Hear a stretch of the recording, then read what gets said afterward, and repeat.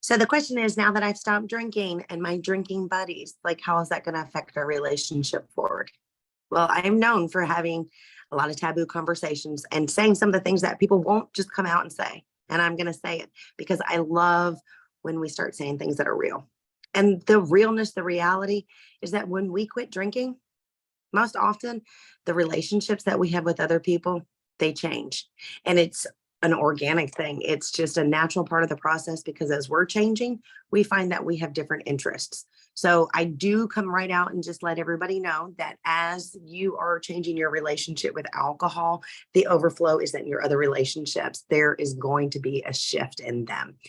And I just want to put that out there right away so that you don't go into this thinking, oh my gosh, now something's wrong with me. My friends don't want to hang out with me. Hey, look, I want you to reframe it and look from this perspective. We are the combination of the 5 people that we hang out around the most. Often our drinking buddies, like, we surround ourselves with them because they're doing what we are doing. We love it. It's comfortable. When we change our relationship with alcohol, we are changing what we do, where we do it, like everything about our lifestyle ultimately changes. And then we find that we have new interests. So that's just kind of a cycle of friendship and relationship with alcohol or not. Like, you can find that in so many other areas. You know, we have seasons with people, seasons that we do in life with them. They're there for a moment, a lifetime, but any part of it is always an opportunity. And in that season, we learn and we grow with those people. But seasons change, just like we have winter and fall and summer and spring, and they each have their time and priority because there is a season for everything.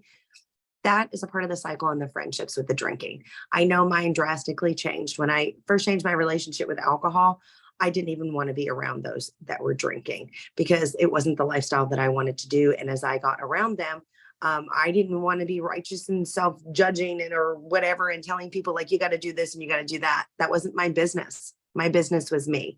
My business was doing what felt good for me. So I was the one who first actually stepped out of relationships with people because I didn't want to go to the same places. I didn't want to have the same lifestyle. I mean, the whole reason I was changing it was I wanted a different kind of lifestyle.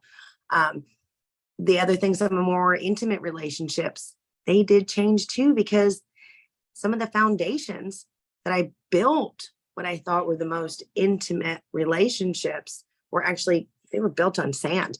They were built on a habit that I was no longer participating in.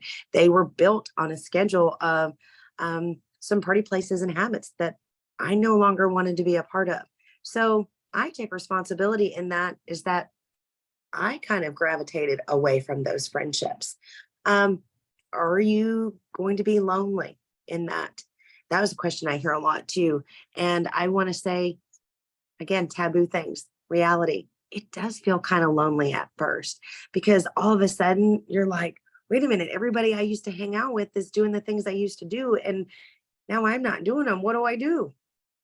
Well, remember, part of this is that we were finding our identity and we were making our choice with our relationship with alcohol based on the life that we wanted to live, the life that we wanted to create. So while we may be feeling like we are alone, standing alone, we're not lonely because in the identity of who we are, we now know what to do. And we're making choices based on the authentic version of ourselves that feel real. So even alone, we start to realize that we are not lonely because when we are authentic with ourselves, telling ourselves the truth, living in our truth, we're doing it in love and taking care of ourselves. And then we become our own best friend. So even alone, we're not alone. And as we do these seasons and these changes, maybe you might want to think too, for the people that were in your life before, what kind of conversations that you might want to be having with them so that you don't just disappear. And it's okay too if you just like hightail it out of there. That's okay. You've got to do you in whatever you do. If you want to have a conversation, if you want to let them know, hey, my life is changing. I made this decision. Do it. And it can be scary at first to have these conversations. So considering like, hey, maybe journal it out. Hey, what do I want to say to them? Maybe visualize the scenario a little bit. What if they ask a thus and so question? Instead of letting it catch you completely off guard, start practicing what you might want to say. Somebody's like, hey, you're not drinking anymore. Why? Well, ask yourself why. What you tell them, it doesn't have anything to do with them. It's all about you and how you want to respond. You get to do you, and you have 100% choice and permission to tell them your truth. So feel free to do that.